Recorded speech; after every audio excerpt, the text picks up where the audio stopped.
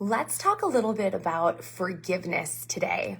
And when you hear that, forgiveness and forgiving others, just allow yourself to think about immediately what you're feeling. Are you feeling, yes, forgiveness is so important in my life, I practice that daily? Or did you hear me say the word forgiveness and immediately think of a person that you haven't forgiven? And I want to introduce this quote to you if you haven't heard this before.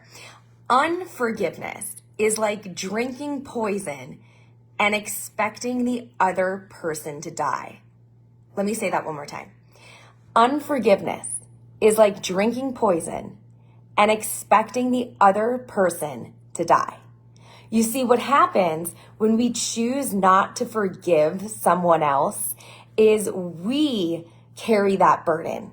We feel anger and resentment, and we think by saying, you know what, they don't deserve my forgiveness. We think that we have this control and that by not forgiving them, they're going to feel bad and they're going to suffer. The reality is they might not have any idea that you feel the way that you feel. This is something that could have happened years ago that maybe they've forgotten about that they ever did, or didn't know they ever did it, or aren't giving it a second thought, whether that be wrong or right. So what happens is when we choose to hold on to that unforgiveness, we experience feelings like anger and resentment, and we have a lack of trust.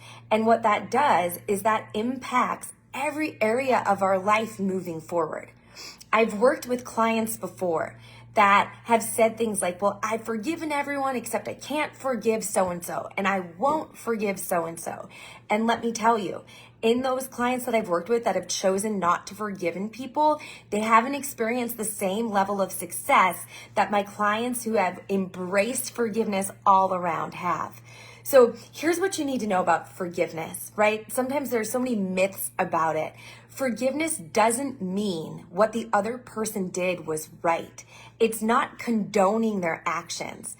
Forgiveness is your choice, and it's you choosing to forgive somebody for what they've done, not to forget it. Forgiveness doesn't mean that you have to be their best friend or reestablish a relationship, especially in situations of abuse or, negative things like that. Absolutely not. Set up those boundaries. But what forgiveness allows you to do is experience the freedom and release from those negative emotions that are impacting you. So what I want you to think about is, what does forgiveness mean to you?